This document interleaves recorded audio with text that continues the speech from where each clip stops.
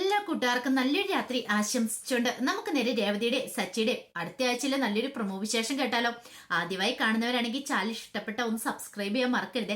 അതോടൊപ്പം തന്നെ വീഡിയോ ഇഷ്ടപ്പെടുവാണെങ്കിൽ ലൈക്ക് ചെയ്യാനും മറക്കരുത് കേട്ടോ. നമ്മുടെ മുന്നോട്ടുള്ള യാത്രയിൽ നിങ്ങളുടെ സപ്പോർട്ട് ലൈക്കാണ് നമുക്ക് ഏറ്റവും കൂടുതൽ പ്രചോദനമായി മാറിക്കൊണ്ടിരിക്കണേ. അപ്പൊ നമുക്ക് നേരെ വിശേഷത്തിലേക്ക് പോയാലോ.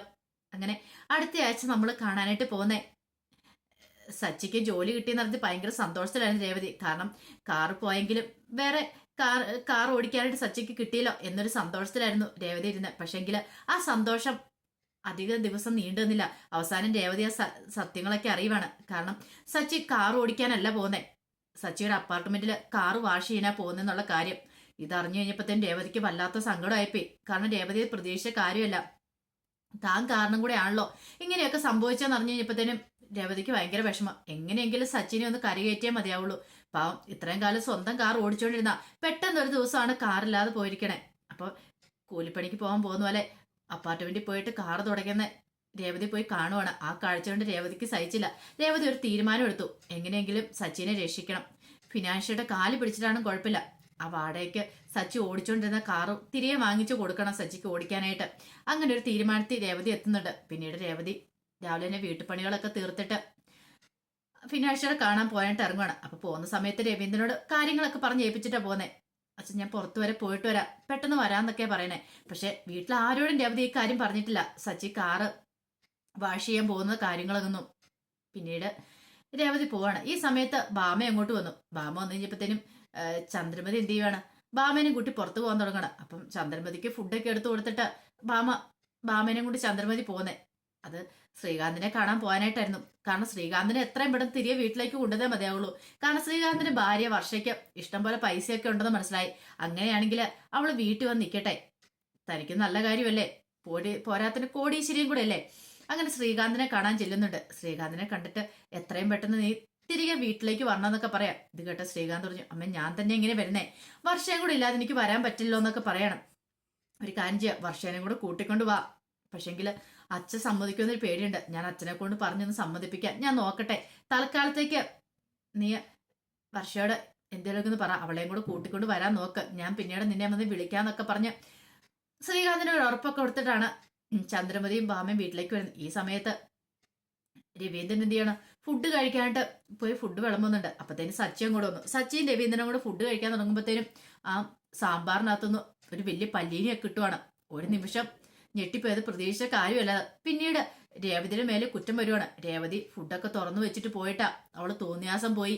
അതുകൊണ്ട് ആ ഫുഡിനകത്ത് സാമ്പാറിനകത്ത് പല്ലി വന്ന് വീണേ. അതങ്ങനെ രവീന്ദ്രൻ കഴിച്ചായിരുന്നു എന്താവുന്ന അവസ്ഥ എന്നൊക്കെ പറഞ്ഞുകൊണ്ട് ഭയങ്കരമായിട്ട് ദേഷ്യപ്പെടുവാണ്. ആ സമയം രേവതി ഇതൊന്നും അറിഞ്ഞിട്ടുണ്ടായിരുന്നില്ല. അത് ചന്ദ്രമതിയുടെ പണിയായിരുന്നു. ചന്ദ്രമതി പാത്രം തുറന്നു വെച്ചിട്ട് പോയതാ. പക്ഷേ എങ്കില് അപ്പോഴാ പല്ലി വീണ. പക്ഷെ രേവതിയുടെ തലേ കുറ്റം വന്നു. പിന്നീട് രേവതി ഒന്നും അറിയില്ലാതെ സർവ്വതങ്ങളും വിളിച്ച് ഫിനാൻഷ്യറെ കാണാനായിട്ട് ഇരുന്നുണ്ട്. അയാളെ ചെന്ന് കണ്ടിട്ട് അയാളുടെ കാര്യങ്ങളൊക്കെ പറയാണ്. എങ്ങനെയെങ്കിലും സച്ചേണ്ണ കാർ കൊടുക്കണം എന്നൊക്കെ പറയാണ്. പക്ഷെങ്കിൽ അയാൾ സമ്മതിച്ചില്ല. അയാൾ പറഞ്ഞു, സച്ചി വന്ന് കാലേ വീണ് മാപ്പ് പറയുകയാണെങ്കിൽ മാത്രം ഞാൻ ആ കാറ് കൊടുക്കുള്ളൂ, അല്ലെങ്കിൽ ഞാൻ കൊടുക്കത്തില്ലെന്നൊക്കെ പറയാം. രേവതി പെട്ടുപോയി. എന്ത് ചെയ്യാൻ പറ്റും, ഒന്നും ചെയ്യാൻ പറ്റില്ല. അയാൾ കൊടുക്കത്തില്ല, ഒരേ വാശി തന്നെയാ. രേവതി തിരികെ വരുവാണ്. അപ്പൊ വരുന്ന വഴിക്ക് രേവതിയോട് ഒരു കാര്യം ചെയ്യാം, അയാളുടെ വീട്ടിൽ ചെന്ന് പറയുവാണെങ്കിൽ ഒരു പക്ഷെ അയാളുടെ ഭാര്യയും കൂടെ ഉള്ളപ്പം അയാൾ ചിലപ്പോൾ കാർ തരും. സച്ചിയേട്ടന് കാർ ഓടിക്കാൻ കൊടുക്കുന്ന ഒരു ചിന്തയുണ്ട്. അങ്ങനെയാണ് നാളെ രാവിലെ തന്നെ വീട്ടിൽ പോയി കാണാം എന്നൊരു ചിന്തയോടുകൂടി രേവതി തിരികെ വരുന്നേ. പക്ഷെ വീട്ടിൽ വന്നു കഴിഞ്ഞപ്പോഴത്തേനും സച്ചി ഭയങ്കരമായിട്ട് കിടന്ന് ദേഷ്യപ്പെടുക. നീ എതിരോടെ തെണ്ടാൻ പോയതായിരുന്നു, ഇതുണ്ടോ കാറിക്കകത്ത് ഒരു വലിയ പല്ല് കിടന്നു, ഇതെങ്ങനെ കഴിച്ചിട്ടുണ്ടായിരുന്നു, എന്താ സംഭവിക്കുന്നത്. പിന്നീട് ചന്ദ്രമതിയൊക്കെ ചന്ദ്രമതി രേവതിനെ കുറ്റം പറയുന്നുണ്ട്. അല്ലെങ്കിലും അവൾക്ക് ഒരു നോട്ടമില്ല, ചുമ്മാ എന്തെങ്കിലും ഉണ്ടാക്കി പെറുക്കി വെച്ചിട്ട് പോയെന്നൊക്കെ പറഞ്ഞുകൊണ്ട് രേവതിക്ക് ഉറപ്പുണ്ടായിരുന്നു രേവതി പാത്രമെല്ലാം നന്നായിട്ട് മൂടി വെച്ചെന്നൊക്കെ. പിന്നീട് രേവതിക്ക് മനസ്സിലായി അത് അമ്മ ഫുഡ് എടുത്ത് കഴിക്കാൻ നേരത്തെ പ്ലേറ്റ് തുറന്നു വെച്ചോണ്ട് അതിനകത്ത് പാറ്റല്ല പല്ലി വന്ന് വീണാന്നുള്ള കാര്യം. പക്ഷെ ചന്ദ്രമതി സമ്മതിക്കുമോ? ചന്ദ്രമതി ഒരിക്കലും അത് സമ്മതിക്കില്ല. പിന്നീട് രേവതി എന്ത് ചെയ്യണം, ഫുഡ് ഉണ്ടാക്കുന്ന സമയത്ത് എല്ലാരും വിളിച്ച് കാണിക്കുന്നുണ്ട്. ഇതിനകത്തൊന്നും ഇല്ലെന്ന് നോക്കിയിട്ട് ഉറപ്പ് വരുത്തിട്ട് നിങ്ങളെല്ലാം കഴിച്ചാൽ മതി എന്ന് പറഞ്ഞോണ്ടാ ടേബിളിലൊക്കെ കൊണ്ടുപോയി വെക്കണത്.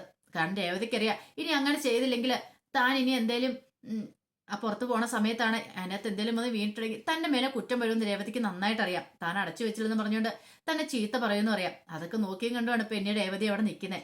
പക്ഷെ രേവതിയുടെ മനസ്സിൽ അങ്ങനെയൊക്കെ ചെയ്യുന്ന സമയത്ത് സച്ചിനെ എങ്ങനെ രക്ഷിക്കണമെന്നായിരുന്നു. പിന്നീട് ഫിനാൻഷ്യയുടെ വീട്ടിലേക്ക് സച്ചിയുടെ കാര്യം പറയാനായിട്ട് രേവതി ചെല്ലുവാണ്. അപ്പൊ സർവ്വ ദൈവങ്ങളെ വിളിച്ച സർവ്വ അമ്പലങ്ങളും കൂടി പോയി പ്രാർത്ഥിച്ചിട്ടൊക്കെയാണ് ചെല്ലുന്നത്. എങ്ങനെയെങ്കിലും അയാൾക്ക് സച്ചിയേട്ടൻ ആ കാർ ഓടിക്കാൻ കൊടുക്കാൻ തോന്നണേ എന്നൊരു ചിന്ത മാത്രം രേവതിയുടെ മനസ്സിൽ ആ സമയത്തുണ്ടായിരുന്നുള്ളൂ. ഈ സമയം ശ്രുതി എന്ത് ചെയ്യണം? ശ്രുതിക്ക് ബ്യൂട്ടി പാർലറൊന്നും സ്വന്തമായിട്ടില്ലല്ലോ. ശ്രുതി ഇപ്പം ഓരോ വീട്ടിലൊക്കെ പോയി ഇങ്ങനെ മസാജും കാര്യങ്ങളൊക്കെ ചെയ്ത് കൊടുക്കുന്നുണ്ട്. അങ്ങനെ ഫിനാൻഷ്യയുടെ വീട്ടിലേക്ക് ശ്രുതി ചെല്ലുവാണ്. അയാളുടെ ഭാര്യയ്ക്ക് മസാജ് ചെയ്യാനൊക്കെ വേണ്ടിയിട്ട്, അങ്ങനെ ബ്യൂട്ടീഷ്യൻ ചെയ്യാനൊക്കെ വേണ്ടി അയാളുടെ വീട്ടിലേക്ക് ചെല്ലുന്നുണ്ട്. അങ്ങനെ അയാളുടെ വീട്ടിൽ ചെന്നിട്ട് അതങ്ങനെ അയാളുടെ ഭാര്യയ്ക്ക് തെറാപ്പിയൊക്കെ ചെയ്തുകൊണ്ടിരിക്കുന്ന സമയത്താണ് അങ്ങോട്ടേക്ക് രേവതി വരുന്നത്. രേവതിക്ക് അറിയത്തില്ല ശ്രുതി അവിടെ ഉണ്ടെന്നുള്ള കാര്യം. അങ്ങനെ രേവതി എന്ന് കഴിഞ്ഞപ്പോഴത്തേക്ക് ഫിനാൻഷ്യ ഇറങ്ങിയെന്ന് എന്താന്നൊക്കെ ചോദിക്കണം. അപ്പൊ ഫിനാൻഷ്യയോട് പറഞ്ഞു, എന്റെ ഭർത്താവിന് ജോലിയില്ല, ഇപ്പം ജോലിയില്ലായിരിക്കുക, അതുകൊണ്ട് എങ്ങനെയെങ്കിലും കനിവുണ്ടാകണം, ആ കാറ് തിരികെ കൊടുക്കണമെന്ന് പറയണം. ഇത് കേട്ട അയാൾ സമ്മതിച്ചില്ല. നിങ്ങളെ ഭർത്താവിനോട് ചെന്ന് പറ, എന്റെ കാലിൽ വീണ്ടും വന്ന് മാപ്പ് പറയാൻ പറ, എങ്കിൽ മാത്രം തരുവളെന്നൊക്കെ പറയണം. സാർ പ്ലീസ് സാർ, എങ്ങനെയെങ്കിലും എന്ത് വെള്ളം ചെയ്യാന്നൊക്കെ പറയുന്നുണ്ട്. പക്ഷേങ്കിൽ അതൊന്നും അയാളെ സമ്മതിക്കുന്നുണ്ടായിരുന്നില്ല. അയാൾ അവിടെ നാട്ടി ഇറക്കി വിടുവാണ്. ഇത് പക്ഷേങ്കിൽ അകത്തുണ്ടായിരുന്ന ശ്രുതി കേട്ടു. ശ്രുതി രേവതിനെ കാണുകയും ചെയ്തു. രേവതി ശ്രുതിനെ കാണുമ്പോൾ ഒന്ന് ഞെട്ടുന്നുണ്ട്.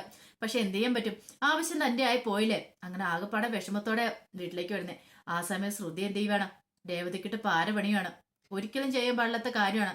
കാരണം ജോലിയില്ല, സച്ചിക്ക് ജോലിയില്ല, സച്ചി വെറുതെ ഇരിക്കുക എന്നുള്ള രീതിയിലായിരുന്നു ശ്രുതിയുടെ കണക്കൂട്ടില്ല.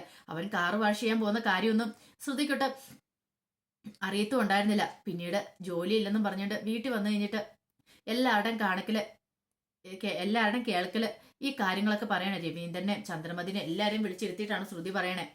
സച്ചിക്ക് ജോലിയില്ല, സച്ചി രാവിലെ തൊട്ട് പോയിട്ട് വൈകുന്നേരം വരെ ഇത് എവിടെയാന്നൊക്കെ ചോദിക്കുകയാണ്. അതേപോലും ശരിക്കും അങ്ങനെ ചെയ്തുകൊണ്ടിരിക്കുന്ന ശ്രുതിയാണ് പാർക്കിൽ പോയി കിടന്ന് ഉറങ്ങിക്കൊണ്ടിരിക്കുന്നത്. അത് തന്റെ ഭർത്താവിന്റെ കുറ്റം ശ്രുതിയോട്ട് അറിഞ്ഞിട്ടും ഉണ്ടായിരുന്നില്ല. പക്ഷേങ്കിൽ സച്ചിയാണെങ്കിൽ ജോലിക്ക് പോകുന്നുണ്ട്, കാറ് വാഷ് ചെയ്യാണെങ്കിൽ സച്ചി പോകുന്നുണ്ട്. അവസാനം സച്ചി എല്ലാരും കൂടെ കുറ്റക്കാരനാക്കുക. നീ ജോലിക്ക് പോകാതെ രാവിലെ തൊട്ട് വൈകുന്നേരം വരെ എവിടെ പോയിരിക്കുക, പൈസ കൊണ്ടുവരുന്നുണ്ടല്ലോ, അങ്ങനെയൊക്കെ പറഞ്ഞിട്ട് കുറെ ചീത്ത പറയണ. പോരാത്തതിന് ചന്ദ്രമതിയല്ലേ ആള്. ചന്ദ്രമതി അടങ്ങിയിരിക്കുവോ? ചന്ദ്രമതി സച്ചിനെ ഭയങ്കരമായിട്ട് കുറ്റപ്പെടുത്തണം. അവസാനം രേവതി പറഞ്ഞു, അതെ സച്ചിയേട്ടൻ വെറുതെ ഇരിക്കുമൊന്നുമല്ല, സച്ചിയേട്ടൻ ജോലി ഇല്ലെങ്കിൽ അടുത്ത ജോലി നോക്കുന്നുണ്ട്, കാറ് വാഷ് ചെയ്യാൻ പോകുന്നുണ്ടെന്നൊക്കെ അവസാനം തുറന്നു പറയാം.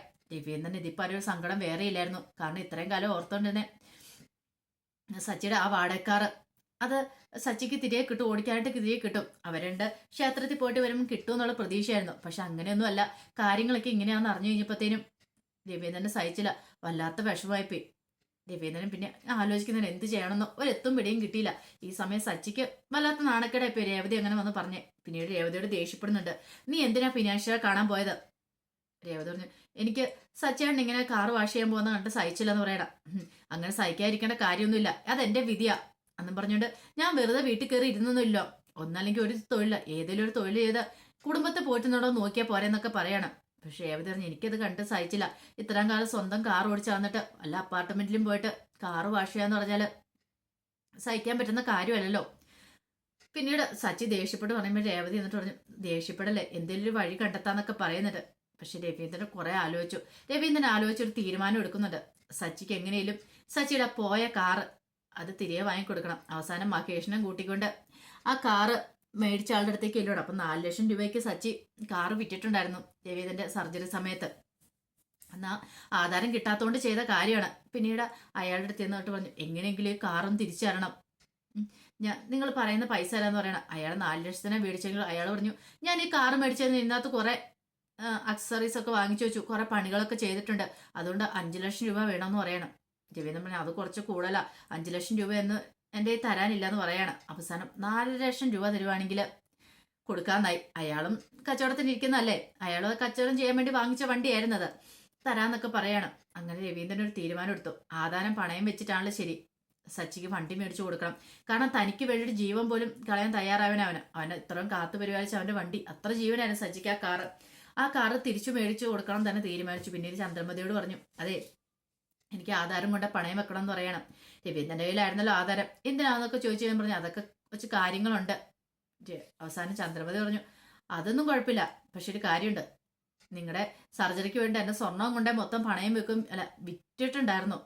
അപ്പം അങ്ങനെ ആധാരം കൊണ്ടേ പണയം വെക്കുവാണെങ്കിൽ എനിക്ക് എന്റെ സ്വർണം കൂടെ മേടിച്ചു തരണം എന്ന് പറയണം. അവസാനം രവീന്ദ്രനെ സമ്മതിക്കേണ്ടി വന്നു.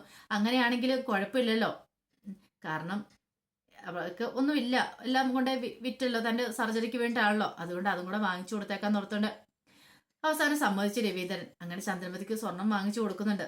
സ്വർണം വാങ്ങിച്ചു കൊടുക്കുക മാത്രമല്ല ഇതേ, ആ കാറിന് പോയി പൈസയും കൊടുത്ത് ആ കാർ തിരികെ മേടിക്കണം. സച്ചി ഒരിക്കലും പ്രതീക്ഷിച്ച കാര്യമായിരുന്നല്ലത്. കാരണം സച്ചിയുടെ മനസ്സിന്റെ വേദന എന്താണെന്ന് രവീന്ദ്രൻ മനസ്സിലാക്കിയിട്ടുണ്ട്. തന്റെ മാന് താനെങ്കിലും ജീവനോടെ ഇരിക്കുന്ന കാണുമ്പോൾ ഇത്രമാത്രം കഷ്ടപ്പെടുന്നത്, അതും കുടുംബത്തിന് വേണ്ടിട്ട്. ശ്രുതിയാണെങ്കിൽ വെറുതെ പാർക്കിൽ പോയിരിക്കുക. പക്ഷെ ശ്രുതി പാർക്കിൽ പോയിരിക്കുന്നുള്ള കാര്യം അവിടെ ആർക്കും അറിയത്തില്ല താനും. ശ്രുതിയുടെ ഒക്കെ വിചാരം എന്താ, കമ്പനി ഷോറൂമിൽ ജോലിക്ക് പോകുന്നുണ്ടെന്ന് ഓർത്തായിരുന്നേ. അങ്ങനെ ഒരു സർപ്രൈസുമായിട്ട് രവീന്ദ്രൻ വരുന്നുണ്ട്. മഹേഷിനെ കൊണ്ട് കാറ് കൊണ്ട് നിരപ്പിച്ച് വീടിനെ മുറ്റത്തിടുകയാണ്. പിന്നീട് സച്ചിനെ വിളിച്ചോണ്ട് പോകുന്നുണ്ട്. സച്ചിനെ വിളിച്ചോണ്ട് പോയിട്ട്, ദേ നിനക്കൊരു സർപ്രൈസ് സമ്മാനം ഉണ്ടെന്ന് പറയാണ്. എന്താച്ചാന്നൊക്കെ ചോദിച്ചാൽ സച്ചിയിൽ വേണം. അതൊക്കെയുണ്ട്, നീ പുറത്തേക്ക് വരാനൊക്കെ പറഞ്ഞുകൊണ്ട് പുറത്തേക്ക് വിളിച്ചോണ്ട് പോവാണ്. പുറത്തേക്ക് വിളിച്ച് കണ്ണടച്ചോണ്ടാ വിളിച്ചോണ്ട് പോകുന്നത്. കണ്ണടപ്പിച്ച് വിളിച്ചോണ്ട് പോയിട്ട് കാറ് കാണിക്കണം. ആദ്യം സച്ചിക്ക് വിശ്വസിക്കാൻ പറ്റിയില്ല.